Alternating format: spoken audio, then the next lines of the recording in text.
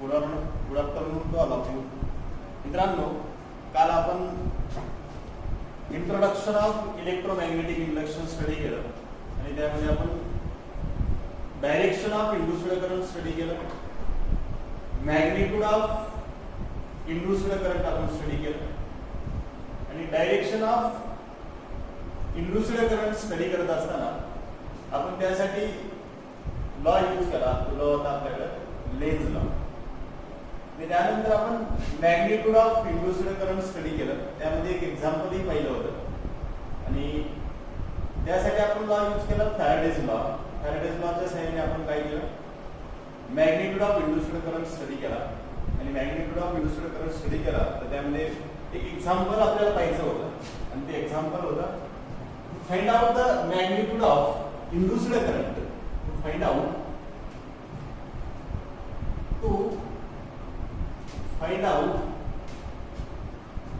magnitude of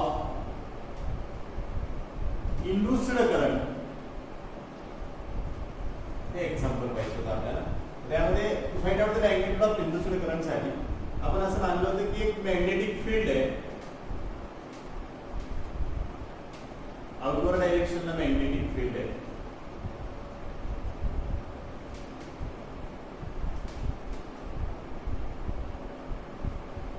magnetic field आहे, magnetic field dot product वाली magnetic field आहे. Magnetic field outward डायरेक्शनला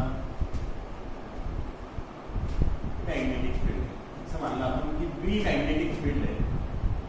B magnetic field is equal to B naught T square. Magnetic field value magnetic field magnitude of magnetic field B naught T square टाइमच्या respect मध्ये आपण केले. मी circular loop draw करतो. Circular loop मध्ये एक circular coil आहे, circular ring आहे. सर्क्युलर कॉइल मध्ये रेडियस आहे आर, एक रिंग आहे. रिंग मध्ये एक इंड्युस्ड करंट क्रिएट होतो, काल आपण पाहिलं. विद्यार्थी मित्रांनो, बी मॅग्नेटिक फील्ड आहे, बी मॅग्नेटिक फील्ड आहे. बी ची व्हॅल्यू दिली बी नॉट टी स्क्वेअर. आपल्याला काय सांगितलं होतं, magnetic whenever there is a change in magnetic flux, whenever there is a change in magnetic flux, magnetic flux change झाला ते इंड्युस्ड EMF क्रिएट होतो आणि इंड्युस्ड EMF क्रिएट झाला ते इंड्युस्ड करंट क्रिएट होतो. त्या करंटची मॅग्निट्यूड ऑफ मॅग्नेटिक फील्ड आपल्याला फाइंड आउट करायचं, मॅग्निट्यूड ऑफ इंड्युस्ड करंट आपल्याला फाइंड आउट करायचा. ते इंड्युस्ड करंटची मॅग्निट्यूड फाइंड आउट करत असताना आपण फर्स्टली आपण काय म्हणतो, change in whenever there is a change in magnetic flux. तर मॅग्नेटिक फ्लक्स ला मी असं लिहितो, magnetic flux is equal to B dot A cos theta. B dot A cos theta. B dot A cos थीटाला B ची value आहे area. Area कशाचा आपल्याला, सर्क्युलर लूपचा एरिया. एरिया काय राहील आपल्याला पाय आर स्क्वेअर आणि कॉस थीटा. थीटा तर 0 कॉन्स्टंट आहे आपल्याकडे. थीटा कॉन्स्टंट आहे म्हणजे 1. आपण फक्त काय म्हणणार आता, magnetic flux B is equal to B naught T square. B naught T square घ्यायची व्हॅल्यू आपल्याकडे मॅग्नेटिक फील्डची. नेक्स्ट ला एरिया, एरिया किती दिला आपण pi R square. Pi R square हा एरिया. नेक्स्ट ला cos थीटा, थीटा किती आपल्याकडे 0 आपल्याला थीटा कॉन्स्टंट आहे, multiplied by 1 multiplied by B naught T square by R square. हे झालं मॅग्नेटिक फ्लक्स. आता मॅग्नेटिक फ्लक्स आहे, मॅग्नेटिक फ्लक्स ला आपण मानलं multiplied by 1. Next magnetic flux. आता change in rate of change of magnetic flux आपण काय मानलं, EMF, induced EMF. The magnitude of d phi by dt, d phi by dt, magnitude of d phi by dt the induced EMF. Induced EMF मध्ये तब करू ते E is equal to, पहिले मी मानलं E is equal to d phi ला d phi by dt ला d phi by dt मध्ये लिहितो तर d आणि नेक्स्ट ला b naught t square by r square upon next ला d. आता डिफरन्शिएट केलं, डिफरन्शिएट कशाला केलं, b नॉट t स्क्वेअर चं डिफरन्शिएट किती, 2t बाय r स्क्वेअर. आता नेक्स्ट ला E is equal to value मी लिहितो तर त्याला लिहिलं मी b not 2t by r square upon EMF. त्याला मानलं मी ईएमएफ. आता ईएमएफ क्रिएट आपण काय सॉल्व करणार इंड्यूस्ड करंट काय होतं आपल्याकडे I is equal to E upon R is equal to resistance. कशाचा रेजिस्टन्स आहे आपल्याकडे R is equal to resistance ठीक आहे सर्क्युलर लूपचा किंवा त्या सर्क्युलर रिंगचा रेजिस्टन्स किती R म्हणजे आपल्याकडे रेजिस्टन्स आहे ओम मध्ये. मग आपण E ची व्हॅल्यू पुट अप करू induced current I is equal to 2 B naught T pi R square upon किती आलं माझ्याकडे ठीक आहे झाली मॅग्निट्यूड ऑफ इंड्यूस्ड करंट. हे आलं आपल्याकडे मॅग्निट्यूड ऑफ इंड्यूस्ड करंट. हे आलं मॅग्निट्यूड ऑफ इंड्यूस्ड करंट. हे झालं आपल्याकडे magnitude of induced current direction आपल्याला माहिती आहे. आपण याला मानले इंड्यूस्ड करंट क्रिएट झालं ते इंड्यूस्ड करंटची काय आपल्याकडे डायरेक्शन. तर नेक्स्टला मी मानलं to find out the magnitude of induced current create झाला तर नेक्स्टला एक सिंपलला विद्यार्थी मित्रांनो क्वेश्चन आपल्याला कसा येऊ शकतो नीटच्या बेसवरती आणि जीडब्ल्यूच्या बेसवरती आपल्याला याच्यामध्ये चेंजेस वाला क्वेश्चन येऊ शकतो. आपल्याला असं आपण फाइंड आउट केलं की एक मॅग्नेटिक फील्ड मध्ये आपण एक सर्क्युलर लूपला प्लेस केलं त्या सर्क्युलर लूप मध्ये एक इंड्यूस्ड करंट क्रिएट आहे. त्या इंड्यूस्ड करंट क्रिएट आहे आपण काय म्हणतो करंट कशाला मानला ना रेट ऑफ चार्ज एक चार्ज पार्टिकल या सर्क्युलर लूप मध्ये फ्लो होतो म्हणून आपण काय म्हणतो की तो करंट क्रिएट आहे. मग आपल्याला असं सांगितलं की find out the flow through the charge. आपण असं मानलं की या सर्क्युलर लूप मध्ये find out the flow from charge. Find out the charge flow through this pipe. त्या पाईप मध्ये किती चार्ज फ्लो झाला म्हणून आपण सांगितलं की असं एक नेक्स्ट क्वेश्चन दिला त्या क्वेश्चनला मी देतो to find out the next वाला क्वेश्चन याच्यामध्ये to find out the charge flow from t is equal to 0 to t is equal to t naught. एवढा चार्ज फ्लो असं मानलं की time t is equal to 0 पासून t is equal to t naught पर्यंत आपल्याकडे किती charge flow झाला किती चार्ज फ्लो झाला आपण असं फाइंड आउट केलं तर आपण काय म्हणणार आता एक मेथड वापरतो आपण q आपण असं मानलं की किती चार्ज फ्लो झाला तर मी q is equal to dq is equal to di upon dt दिलं तर di upon dt ला इंटिग्रेशन q टोटल आहे q टोटल ला मी काय केलं इंटिग्रेशन केलं तर मी लिहिलं di is equal to मी वापस मानलं 0 टू किती t naught 0 to t naught. तर नेक्स्ट ला di I ची व्हॅल्यू किती मानू आता मी नेक्स्ट ला त्याला मानलं I is equal to 2 b naught t पाय ती साइडला येतो तो पाय r स्क्वेअर आणि t आणि नेक्स्ट ला वापस काय लिहिलं अपॉन काय लिहिलं आता r. मी काय मानला q टोटल त्याला काय मानलं मी q total is equal to integration of di integration आणि नेक्स्ट ला मल्टिप्लाय बाय t याला लिहिलं ai ला मल्टिप्लाय बाय काय केलं dt आणि multiply by dt multiply by काय लिहिलं त्याला आता dt मल्टिप्लाय केलं. नेक्स्ट ला माझ्याकडे मी इंटिग्रेशन केलं तर q टोटल चार्ज आला मला मानलं की q total is equal to integration of 0 to t naught integration of 0 to t naught.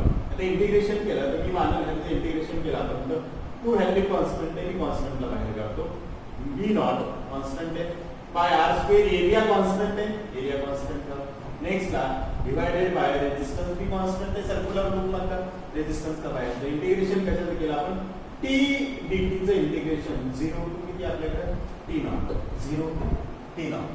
आता इंटिग्रेशन ऑफ t dt चं इंटिग्रेशन किती आलं therefore इंटिग्रेशन of t dt is equal to t square upon t square upon 2 t square upon 2 हे integration आहे इंटिग्रेशनला मी put up केलं त्याची value आली आपल्याकडे q total is equal to 2 b naught by r square upon r.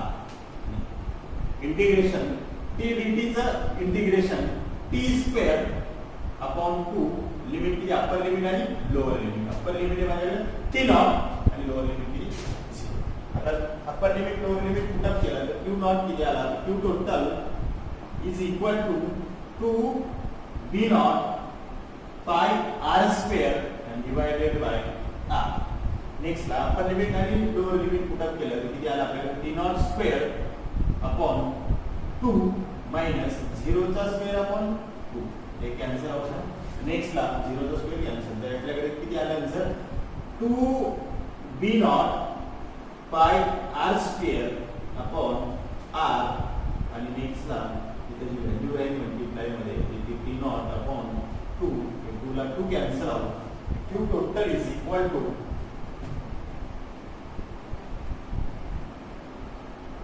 Q total is equal to value किती राहील आपल्याकडे B naught by R square multiplied by T naught square आणि value आली upon divided by R. ही होती माझ्याकडे आता Q total म्हणजे टोटल चार्ज फ्लो किती चार्ज फ्लो झाला आता आपण किती चार्ज फ्लो झाला म्हणणार आहोत Q total is equal to B naught by R square T naught square upon R. हे एका सर्क्युलर लूप म्हणतात. एक सर्क्युलर लूप आहे. हे सर्क्युलर लूप आपल्याला कशामध्ये प्लेस केला आपण मॅग्नेटिक फील्ड मध्ये. या सर्क्युलर लूप मध्ये T इज इक्वल टू 0 पासून म्हणजे इनिशियल पासून फायनल पर्यंत फायनल टाइम किती आपल्याकडे T नॉट आहे. T is equal to initial to final final पर्यंत चार्ज पार्टिकल किती फ्लो झाला Q total is equal to B naught by R square multiplied by B naught square upon R हा total charge flow. तर next ला एक same एक alternative method आपण study करू म्हणजे ज्या सोबतच एक दुसरी एक मेथड आहे याच्यापेक्षाही त्याला इंटिग्रेशन त्याला जमत नाही त्याला एक आपल्याकडे सिंपल मेथड आणखी आपण वापरतो. तर सिंपल मेथड साठी एक अल्टरनेटिव्ह मेथड तुम्हाला मी सांगतो याच्यामध्ये. तर हेच एक्झाम्पल आहे आपल्याकडे. तर सेम एक्झाम्पल मध्ये मी अल्टरनेटिव्ह मेथड सांगतो. सेम इक्वेशन मी अल्टरनेटिव्ह मेथड सांगतो.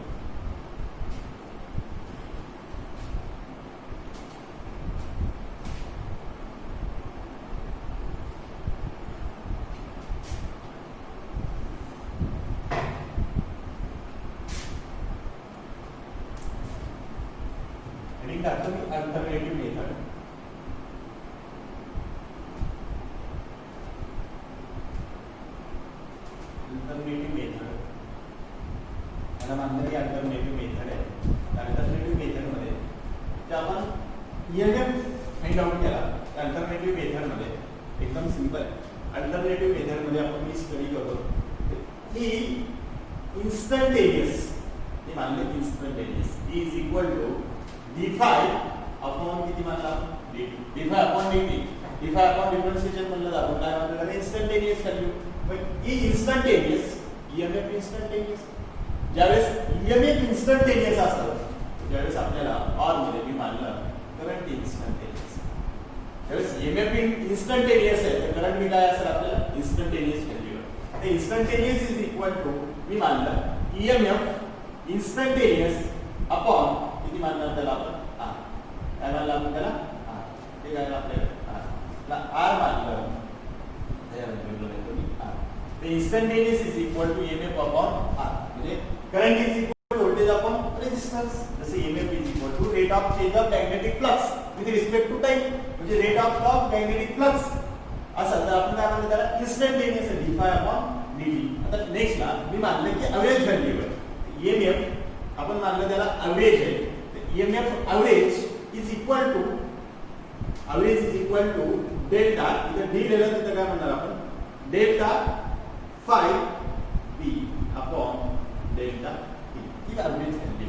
ते एव्हरेज व्हॅल्यूला मी ऑर मध्ये नेक्स्ट व्हॅल्यू लिहिली त्याला काय मानलं मी आता I average is equal to EB average म्हणजे ईएमएफ आहे तो मी कोणता राहील आपल्याकडे एव्हरेज अपॉन काय मानलं त्याला अपॉन काय दिलं आता आय एव्हरेज इक्वल टू मी असं मानलं की एक नवीन फॉर्म्युला आपण क्रिएट करतो क्यू टोटल मला काय कॅल्क्युलेट करायचं आहे Q total upon T Q upon T is equal to मी काय मानलं आता ई एव्हरेज. तर ई एव्हरेज आहे तर ई एव्हरेजला d5 अपॉन dt तर ई एव्हरेज मी इथे देतो असं ई एव्हरेज अपॉन काय लिहून घ्या delta T. E average upon delta T. E एव्हरेजला E average upon E average is equal to E average upon याला मी असं लिहिलं ई एव्हरेज अपॉन आर. तर ई एवरेज कोण आहे आता? हे average is equal to d phi upon dt. तर d phi upon dt ला q total is equal to ही एवरेजची value delta phi b upon delta t multiplied by t upon त्याला काय मानलं t ला t काय आपण मानलं कॅन्सल होतं. त्याला काय आपल्याला q total is equal to delta phi upon ठीक आहे delta phi means delta phi म्हणजे काय म्हणतो आपण एवरेज असं तर change in magnetic flux. Change in magnetic flux म्हणजे काय म्हणणार आपण इनिशियल टू फायनल चेंज झाला तर मानलं आपण त्याला चेंज इन मॅग्नेटिक फ्लक्स. तर मी आणखी एक फॉर्म्युला होतं त्याला मी मानलं q total is equal to initial flux. Change in म्हणजे काय मानलं आपण त्याला इनिशियल फ्लक्स आणि फायनल. तर फायनल मायनस काय मानलं मी initial. Final minus initial upon final minus initial upon काय झालं फायनल मायनस इनिशियल अपॉन आता हे काय झालं आपल्याकडे total charge q total is equal to final minus initial upon काय मानलं आपण त्याला हे झाला total charge flow from this circular loop किंवा सर्क्युलर पॉइंट. एका सर्क्युलर पॉइंट मधला किती चार्ज फ्लो होतो ते आपल्याला फाइंड आउट करण्यासाठी आपण फॉर्म्युला काय फाइंड आउट केला q final minus phi initial upon म्हणजे final magnetic flux minus initial magnetic flux upon काय झालं आता तेच फॉर्म्युला आपण स्टडी करू आणि तेच एक्झाम्पल आपण स्टडी करू. लिमिट किती दिली आपण त्याला t is equal to 0 t is equal to आपण किती मानणार त्याला आता t नॉट. नेक्स्ट ना मी मानला इनिशियल फ्लक्स किती राहील आपल्याकडे t इज इक्वल टू 0 आणि नेक्स्ट ला फायनल फ्लक्स किती राहील आपल्याकडे final flux is equal to t is equal to t. तर फॉर्म्युला काय होता फ्लक्स साठी flux is equal to b dot a cos theta. b dot a cos theta. तर b dot a cos theta असेल तर मी मानलं b dot a cos theta. आता फायनल आणि इनिशियल b ची व्हॅल्यू किती होती magnitude of magnetic field is equal to b naught t square. Area काय होता a इज इक्वल टू पाय r स्क्वेअर. आता नेक्स्ट ला व्हॅल्यू पुट अप करतो cos थीटा तर काय होता आपल्याकडे 0 म्हणजे आपल्याकडे मल्टिप्लाय 1. तर नेक्स्ट ला phi b is equal to b naught t square multiply by pi r square. झाला मॅग्नेटिक फ्लक्स. आता कोणता मॅग्नेटिक फ्लक्स मानलं मी त्याला इनिशियल मॅग्नेटिक फ्लक्स. हे इनिशियल आहे इथे कोणता आहे फायनल. आता इनिशियल ला t is equal to 0 t ची व्हॅल्यू किती पुट अप करू t is equal to 0 put up केला तर initial flux is equal to b naught 0 चा स्क्वेअर पाय r स्क्वेअर. व्हॅल्यू किती आली 0. Initial flux is equal to 0. हे आला इनिशियल फ्लक्स किती माझ्याकडे आता 0. इनिशियल फ्लक्स 0 असेल तर नेक्स्ट ला परत t इज इक्वल टू किती p नॉट. तर नेक्स्ट ला magnetic flux is equal to तर आपण वापस काय मानलं ba cos थीटा. परत वापस b ची व्हॅल्यू किती आपल्याकडे सेम व्हॅल्यू तर b नॉट t स्क्वेअर आणि नेक्स्ट ला a is equal to area pi r square. परत वापस व्हॅल्यू पुट अप करू b फायनल म्हणतात त्याला जो फ्लक्स आहे तर त्याला कोणता म्हणू आपण आता फायनल. आता इनिशियल आणि का फायनल फ्लक्स. इनिशियल फ्लक्स आणि फायनल फ्लक्स. तर final flux is equal to मी मानलं final flux is equal to b naught t square multiplied by pi r square. Multiplied by r square. आता pi r square multiplied t is equal to किती आपल्याकडे t नॉट t is equal to t naught. आता t naught ला मी put up केला तर next ला b नॉट तर t नॉट चा स्क्वेअर आणि पाय r स्क्वेअर. त्याला मानलं मी फायनल फ्लक्स. हे कोणता मानला आपल्याला फायनल फ्लक्स. हे फायनल फ्लक्स आहे इनिशियल फ्लक्स. आपल्याला फॉर्म्युला मी इझी वाली मेथड काय आहे q total is equal to final flux minus initial flux upon काय तर अपॉन r असेल. तर नेक्स्ट ला मी मानलं q टोटल आहे इज इक्वल टू मी वापस मानलं final flux minus initial flux upon किती आता फायनल फ्लक्स कोणता पुट करू q total is equal to q total is equal to final साठी कोणता बी नॉट टी नॉट चा square pi R square minus initial किती 0 मायनस इनिशियल किती 0 आणि divided by R divided by किती मानलं आर डिवाइडेड बाय तर वापस किती मानलं आपण त्याला Q total is equal to B naught final किती आला आपल्याला B naught T naught square आणि pi R square upon R हे सेम आन्सर दोन्ही मेथड तुम्हाला जी सोपी मेथड वाटते त्या मेथडने तुम्ही सॉल्व्ह करू शकता आपल्याकडे क्यू टोटल म्हणजे टोटल चार्ज काढण्यासाठी टोटल चार्ज फाइंड आउट करण्यासाठी दोन मेथड सांगितल्या मी तुम्हाला त्या दोन्ही मेथड मध्ये तुम्ही कोणती जी तुम्हाला योग्य वाटते किंवा जी तुम्हाला सोपी वाटते ज्या सोप्या भाषेतली वाटते ती तुम्ही यूज करू शकता आणि Q total is equal to B naught T naught square by R square आणि अपॉन डिवाइडेड बाय आर हे टोटल चार्ज अगोदर सॉल्व्ह केलेल्या मेथड मध्ये आपण तेच सॉल्व्ह केलं तर ते सॉल्व्ह केल्यानंतर आन्सर आता आपल्याकडे सेम आन्सर आहे दोन्ही अल्टरनेटिव्ह मेथडने तुम्ही सॉल्व्ह करू शकता कुठल्याही मेथडने सॉल्व्ह केलं तरी आन्सर तुम्हाला सेम येईल आता नेक्स्ट ला याच्यावरती आपण आता आपण जे सॉल्व्ह केलं म्हणजे आतापर्यंत आपण सॉल्व्ह केलं तर एकदा मॅग्नेटिक फील्डला चेंज केलं मॅग्नेटिक फील्ड चेंज केली तर आपल्याकडे मॅग्नेटिक फ्लक्स चेंज झाला आणि त्याच्यामध्ये एक इंड्यूस्ड ईएमएफ क्रिएट झाला त्यानंतर आपण सेकंडला सॉल्व्ह केल्यानंतर सेकंडला जे सॉल्व्ह केला आपण त्या सॉल्व्ह केल्यानंतर त्याच्यामध्ये आपण एरिया चेंज केला त्यामध्ये एरिया चेंज केल्यानंतर आपल्याकडे मॅग्नेटिक फ्लक्स चेंज होतो मॅग्नेटिक फ्लक्स चेंज झाला आपल्याला इंड्यूस्ड ईएमएफ क्रिएट होतो इंड्यूस्ड ईएमएफ क्रिएट झाला तर त्यामध्ये आपण आता लास्टला आपल्याकडे थीटा चेंज करायचं राहिलो होतो आपण आता आपण एकदम थीटाला चेंज करतो जसं आपल्याकडे थीटा चेंज होतो तेच मॅग्नेटिक फ्लक्स चेंज होतो आणि मॅग्नेटिक फ्लक्स चेंज झाला करंट काय ते आपल्याला फाइंड आउट होतं ज्यावेळेस आपल्याला फ्लक्स चेंज होतो त्यावेळेस फ्लक्स चेंज झाला तर ईएमएफ प्रोड्यूस होतो आणि ईएमएफ प्रोड्यूस झाला तर आपल्याला इंड्यूस्ड करंट क्रिएट होतो तर त्यासाठी आपण फर्स्टला फ्लक्स आणि थीटा चेंज करून पाहू चेंज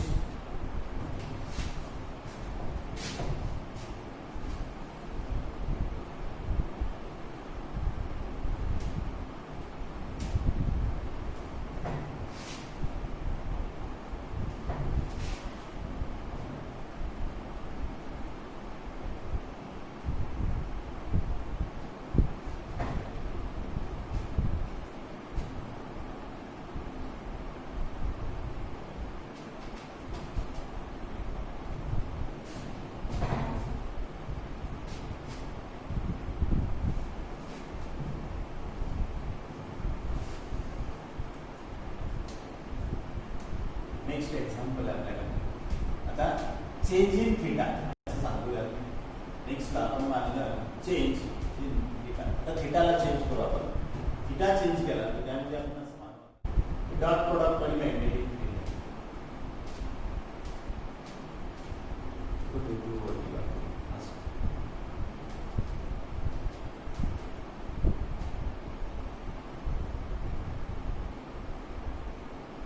डॉट प्रोडक्ट आहे म्हणजे मॅग्नेटिक फील्ड कुठे outward डायरेक्शनला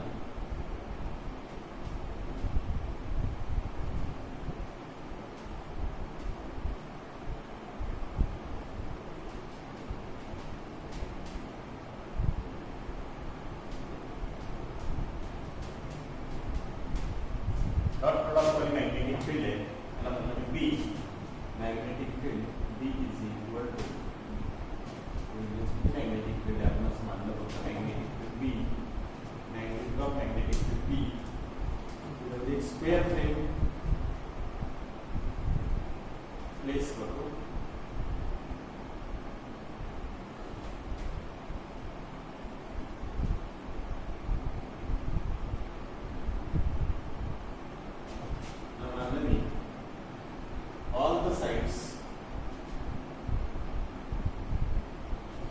all the sides are square E त्याच्या all sides काय आपण मानलं A सगळ्या साइड्स काय आपल्याला A all the sides are square A आता जो क्वेश्चन आहे तो क्वेश्चन आपल्याकडे असा आहे find out the charge Q find out the charge Q flow from this square frame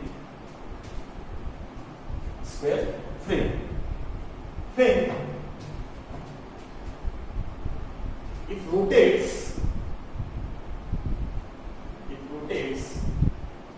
180 degree. It rotates 180 degree.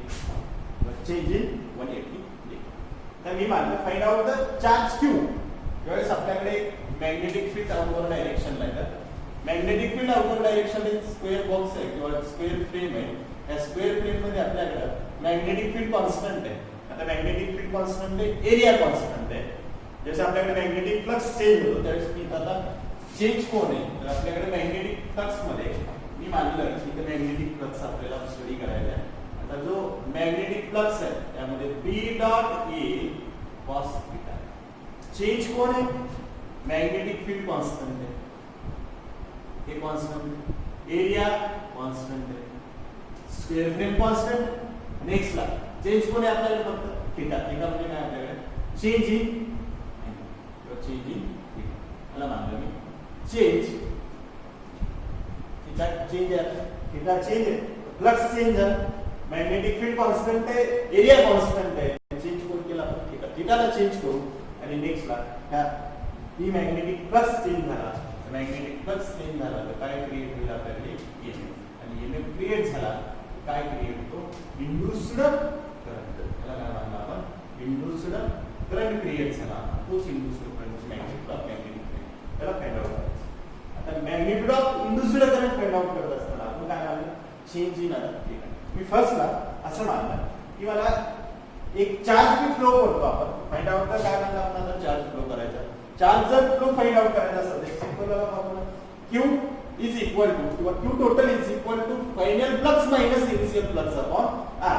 आता आपल्याला जी फ्रेम दिली त्या फ्रेम मध्ये जो रेजिस्टन्स आहे त्या रेजिस्टन्सला मी काय मानलं R एक रेजिस्टन्स आहे. आता आपण मानलं की ते सोल्युशन आहे.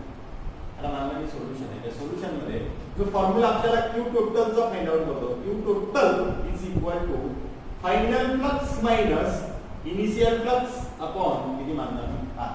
Final flux minus initial flux upon R. आता फायनल फ्लक्स कोणती आणि इनिशियल फ्लक्स. आता मी मानलं एक रोटेट्स 180 डिग्री.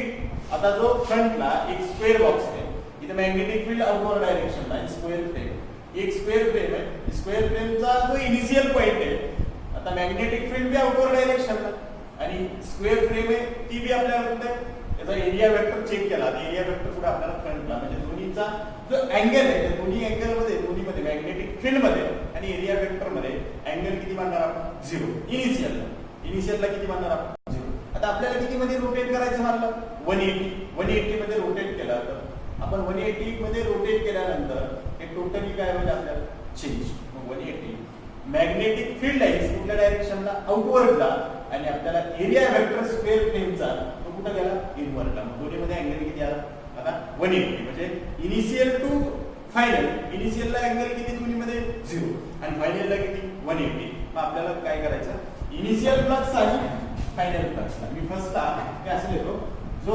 इनिशियल फ्लक्स आहे तर ते इनिशियल फ्लक्सला लिहितो. इनिशियल फ्लक्स किती मानला आपल्याकडे आणि फायनल फ्लक्स. आता initial flux is equal to initial साठी फॉर्म्युला लिहितो. इनिशियल फ्लक्सचा फॉर्म्युला काय आहे आपल्याकडे V dot A cos theta. V dot A cos theta. आता थीटा किती आहे थीटाची सिच्युएशन काय असेल आपल्याकडे therefore theta is equal to 0 degree. Theta किती मानला आता 0 डिग्री.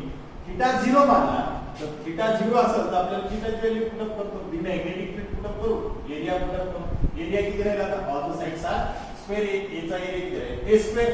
म्हणजे A एका स्क्वेअर फ्रेमचा एरिया किती आहे A स्क्वेअर. तर एरिया इज इक्वल टू मी परत वापस A is equal to A square. Area किती आपल्याला A स्क्वेअर. तर initial flux is equal to initial flux किती राहिला B A square multiplied by cos 0. cos किती आला 0. आता cos 0 असेल cos 0 degree equal to cos 0 असेल तर पुढे किती राहील 1. cos 0 ची व्हॅल्यू किती राहील आपल्याला 1. cos 0 1 तर नेक्स्ट ला cos 0 1 असेल तर कंटिन्यू पुढे जातो is equal to B A square multiplied by आता मल्टिप्लाइड बाय किती 1 असेल तर व्हॅल्यू किती आहे B S आणि त्याला आपल्याकडे इनिशियल फ्लक्स किती आला बी ए स्क्वेअर. आता फायनल फ्लक्स देतो. Final flux is equal to initial आणि फायनल फ्लक्स आहे तर मी फायनल फ्लक्स साठी देतो. Final flux is equal to B dot A cos theta. B dot A cos theta. Theta is equal to किती? Theta is equal to 180 degree. आता theta किती 180 degree.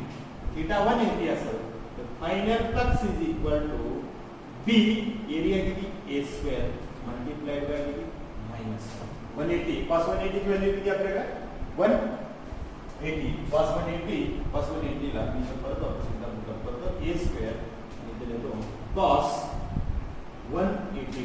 आता cos 180 इज इक्वल टू किती राहील आपल्याकडे मी समोर लिहितो -1 म्हणून cos b a square multiplied by -1 is equal to minus b a square -b a square -b a square ही व्हॅल्यू काय झाला फायनल फ्लक्स आणि इनिशियल फ्लक्स आपल्याला फाइंड आउट काय करायचं आता नेक्स्ट ला q टोटल. आता फाइंड आउट काय करायचं आपल्याला q total is equal to final flux minus initial flux upon किती आला r. आता नेक्स्ट ला फायनल फ्लक्स किती आपल्याकडे final minus b a square final flux आहे. इनिशियल फ्लक्स किती आपल्याकडे minus b a square upon किती r. अपॉन किती म्हणलं आपल्याला r अपॉन टोटल किती झालं मायनस प्लस आपल्याकडे किती आलं प्लस झालं 2b a स्क्वेअर. टोटल किती आलं 2b a square upon r. त्याला मानलं q टोटल किती आलं आपल्याकडे q total is equal to 2b a square upon r. ही व्हॅल्यू आली. म्हणजे किती चार्ज फ्लो झाला म्हणतात आपण q total is equal to 2b a square upon r. 2b a square upon r हे टोटल व्हॅल्यू. तर टोटल व्हॅल्यू कशी झाली आपल्याकडे q टोटल. ह्या स्क्वेअर फ्रेम मधून किती चार्ज फ्लो झाला आपण म्हणणार q total is equal to 2b a square upon r. आता नेक्स्ट ला मी मानलं की एका स्क्वेअर फ्रेमला फक्त आपण काय केलं एका स्क्वेअर फ्रेमला आपण फक्त 180 डिग्री मध्ये असं रोटेट केलं. मी असं मानलं मॅग्नेटिक फील्ड लाईनच्या डायरेक्शनला मॅग्नेटिक फील्ड या डायरेक्शनला तर मी टोटली रोटेट केलं स्क्वेअर फ्रेमला आणि कुठे आलो या 180 डिग्री मध्ये. त्यावेळेस 180 डिग्री मध्ये आपण आलो त्यावेळेस 180 डिग्री मध्ये टोटल किती चार्ज फ्लो झाला 180 डिग्री पर्यंत रोटेट करतो 2b a square upon r. आता मी सिंपल आहे एका स्क्वेअर फ्रेमला फ्रंटला मॅग्नेटिक फील्ड आउटवर्ड डायरेक्शनला मी फक्त आता रोटेट किती केलं थीटा इज इक्वल टू मी नेक्स्ट असं मानलं theta is equal to next question मध्ये फक्त त्याला चेंज केलं तर रोटेटला theta is equal to 90. Theta किती मानलं मी आता फक्त 90. आता थीटा 90 असेल तर मी फक्त त्याला मानलं थीटा आपण 90 मानला तर आपल्याकडे एरिया वेक्टर किती होता इनिशियलला फायनलला कुठे राहील फक्त 90 मध्ये. रोटेट 90 केलं तर मॅग्नेटिक फील्ड आणि एरिया वेक्टर दोन्ही मध्ये अँगल किती आहे 90. आता हे रोटेट्स 180 नंतर किती 90. आता 90 जर रोटेट केलं तर आपण किती चार्ज फ्लो झाला आता 90 ला आपण किती चार्ज फ्लो झाला आपण करू इनिशियल आणि परत वापस आपल्याकडे q total is equal to final flux minus initial upon किती r. Final flux is equal to b dot a cos theta. Next ला त्याला पुढे कंटिन्यू करतो आणि याला मानतो b a स्क्वेअर आणि cos फायनल ला किती राहील cos 90. cos किती आता 90. तर cos 90 असेल cos 90 ची व्हॅल्यू किती आपल्याकडे final flux is equal to b a square आणि cos 90 मल्टिप्लाइड बाय आता किती म्हणाला आपण आता 0 आणि अपॉन किती दिलेलं फायनल फ्लक्स आहे ते किती आला फायनल किती माझ्याकडे आता 0. फायनल किती आला 0. फायनल 0. इनिशियल किती इनिशियल ला दिलं फायनल ना initial flux is equal to b a cos theta b a चा एरिया स्क्वेअर आणि cos 0 डिग्री cos किती दिला आपण 0 डिग्री. cos 0 किती असेल आपल्याकडे 1. cos 0 1. Initial flux is equal to b a square. Initial flux किती आपल्याकडे b a स्क्वेअर. हा प्रोटेट झाला तर किती म्हणणार हा प्रोटेट असेल तर मी मानणार इनिशियल आला फायनल आला तर q total is equal to final plus किती माझ्याकडे फायनल इज इक्वल टू 0 आणि नेक्स्टला मायनस वापस किती आला आपल्याकडे बी ए स्क्वेअर अपॉन किती मानल अपॉन बीटा हे झाला क्यू टोटल. हे काय म्हणलं आपण आता त्याला क्यू टोटल म्हणजे 0 मायनस आपल्याकडे किती B A square upon beta हे झालं क्यू टोटल. आता नेक्स्टला मी असं मानलं की क्यू टोटल आहे. आता मी टोटल एरियाला एका स्क्वेअर फ्रेमला रोटेट किती केलं पहिला आपण 180 मध्ये रोटेट केलं. नेक्स्टला मी 90 मध्ये रोटेट केलं. आता टोटली मी क्यू चार्जला परत वापस असं मानलं की या स्क्वेअर फ्रेमला मी टोटली रोटेट करतो 360 डिग्री. आता 360 मध्ये डिग्री रोटेट केला आपण 360 मध्ये रोटेट केलं थीटाला मी वापस मानतो थीटा इज इक्वल टू 360. आता थीटा किती मानतो मी आता 360. आता परत वापस क्यू टोटलला पुटअप केलं तुम्ही ते करू शकता. तर Q total is equal to Q final minus phi initial upon B R. तो phi final is equal to B dot A cos theta B dot A cos theta. B ची value B area A square multiplied by cos किती राहिला आता theta is equal to किती final साठी 360. Final किती मानणार आपण 360 साठी या माझ्याकडे 360 is equal to cos 360 is equal to 1 असं b a square multiplied by 1 final value किती आली माझ्याकडे b a square. नेक्स्टला b a square he value आली फायनल b a square म्हणा q फायनल याला मानलं मी q फायनल. आता नेक्स्टला आपल्याकडे किती व्हॅल्यू येईल नेक्स्टला q initial b dot a cos theta theta is equal to परत वापस 0 तो वापस किती आला B A square multiplied by cos 0 और 0 की वैल्यू है B A square multiplied by 1. Next ला बी ए स्क्वेअर इनिशियल आणि फायनल मायनस इनिशियल पुटअप करू फायनल मायनस इनिशियल पुटअप केलं Q total is equal to final किती B A square आणि next ला मायनस किती आपल्याकडे initial B A square upon किती मायनस सगळा बी ए स्क्वेअर मधून बी ए स्क्वेअर 0.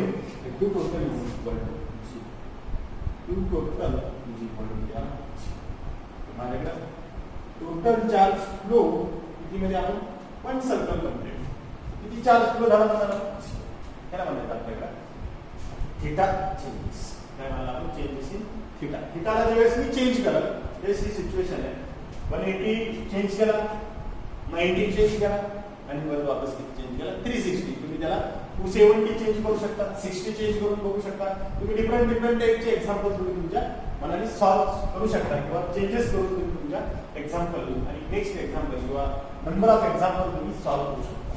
त्याला फक्त काय करायचं तुम्हाला थीटा चेंज करायचा. अशा प्रकारे आपण बघितला मॅग्नेटिक फील्डला बी ला चेंज केलं ए ला चेंज केलं आणि थीटाला पण आपण काय केलं चेंज केलं.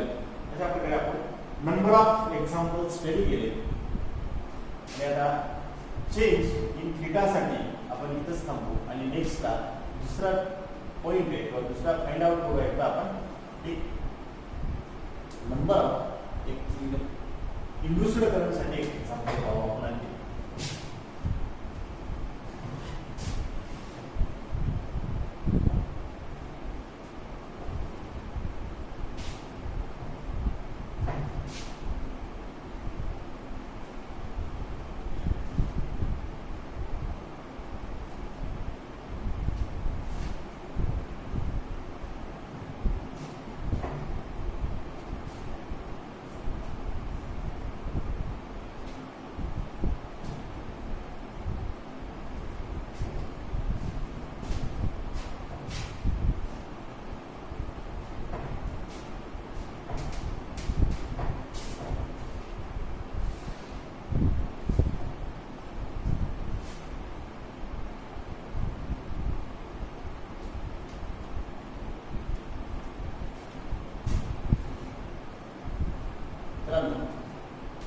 नेक्स्ट एग्जांपल है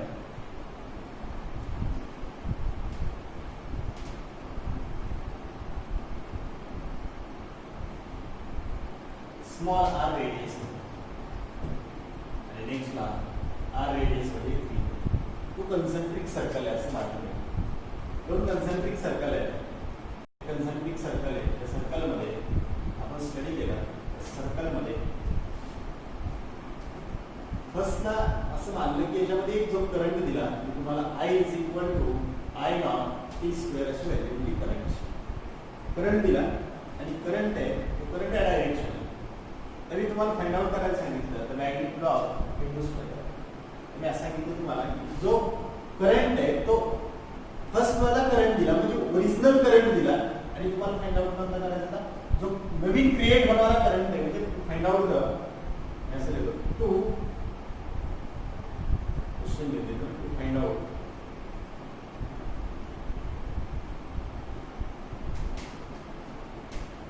magnitude of induced current to find out the magnitude of induced current. The induced current ची magnitude of induced current find out करायचं आहे. ते induced current find out करण्यासाठी आपल्याला induced current एक करंट दिलेला आहे. त्या करंटची व्हॅल्यू आहे I नॉट टी स्क्वेअर आहे. त्या करंटने मॅग्नेटिक फील्ड क्रिएट झाली सर्क्युलर रूपमध्ये. त्या सर्क्युलर रूपमधून ती मॅग्नेटिक फील्ड अप्लाइड होईल. कशावरती अप्लाइड व्हायला लागली इनर रिंग वरती. याला मानलं की आउटर रिंग, याला मानलं की इनर रिंग. त्या इनर रिंग मध्ये एक नवीन करंट क्रिएट होईल त्याला काय म्हणतात इंड्यूस्ड करंट. ते इंड्यूस्ड करंटला फाइंड आउट करायचं. त्या इंड्यूस्ड करंट फाइंड आउट करण्यासाठी काय लिहित असतो I is equal to E upon EMF find out करायचं. EMF फाइंड आउट करायचं असेल तर rate of change of E is equal to चा फॉर्म्युला नेक्स्ट ला सॉल्व करण्यामध्ये आपण काय मानणार EMF म्हणजे फ्लक्स लगायला flux is equal to D dot A आणि काय लिहितो आपण D डॉट A. आता मॅग्नेटिक फील्ड परत वापस काय म्हणणार एरियाला काय म्हणणार पाय आर स्क्वेअर. कोणता आर म्हणणार आपण आता नेक्स्टला कोणत्या एरियावरती म्हणणार इनर रिंगच्या एरियावरती. त्याला म्हणलं आपण मॅग्नेटिक फील्ड दिली अगोदर. मॅग्नेटिक फील्ड किती म्हणणार आपण मॅग्नेटिक फील्ड फाइंड आउट केली तर B इज इक्वल टू एका सर्क्युलर लूपची मॅग्नेटिक फील्ड किती असेल आपण त्याला किती देतो म्यू नॉट I अपॉन किती मानलं 2R. किती आपल्याकडे mu naught I upon 2R. Mu naught I upon 2R कशाची मॅग्नेटिक फील्ड आहे आउटर रिंगची. ही मॅग्नेटिक फील्ड कशावरती आपली झाली इनर रिंगवर. मॅग्नेटिक फील्ड I ची व्हॅल्यू करंट किती दिला आपल्याला B is equal to mu naught I naught T square upon 2R. ही काय झाली मॅग्नेटिक फील्ड. आता मॅग्नेटिक फील्ड आहे area magnetic flux is equal to mu naught I naught T square upon 2R multiplied by area. Area कोणता झाला पाय R square. त्याला मानलं की इनर रिंगला pi R square multiplied by नेक्स्टला कॉस थीटा. थीटा तर काय कॉन्स्टंट आहे. नेक्स्टला झाला फ्लक्स. तर फ्लक्स असेल तर मी काय म्हणलं आपल्याला EMF प्रोड्यूस करायचा आहे d upon dt. d upon dt. d upon differentiate केला तर काय म्हणलं EMF is equal to E is equal to mu naught कमी d ची value mu naught I naught T square आणि नेक्स्टला by r square divided by 2R आणि नेक्स्टला dt. आता डिफरन्शिएट केलं तर काय आहे t स्क्वेअर आहे t स्क्वेअरचा 2t. नेक्स्टला परत वापस EMF is equal to differentiate केलं त्याला म्हणतो 2 mu naught I naught t by r square upon किती आला 2R. अपॉन किती आला आपल्याला 2R. तर नेक्स्टला 2t आता 2R. नेक्स्टला 2 ला 2 कॅन्सल. 2 ला 2 काय झाला आपल्याकडे कॅन्सल. मी म्हणलं 2 ला 2 कॅन्सल आउट. आपल्याकडे E इज इक्वल टू वापस E इज इक्वल टू त्याला म्यू नॉट परत वापस मानलं म्यू नॉट आणि नेक्स्टला I naught T by R square divided by आपल्याकडे आता R. आता I is equal to E upon R. E upon R. दुसरं current is equal to I is equal to E upon R. I is equal to E ची value कोणती करणार आपण mu naught I naught T by R square upon किती राहील आता R आणि R. आपल्याकडे त्याला induced current, magnetic drop induced current, magnetic drop induced. मित्रांनो अशा प्रकारे आपल्याकडे आपण स्टडी केला Lenz law and Faraday's law. आता फॅराडेज लॉ काय केलं आपण find out the magnetic drop induced current. Induced करंटचे आपण magnetic drop induced current find out केला आणि लेन्झ लॉने आपण डायरेक्शन स्टडी केली.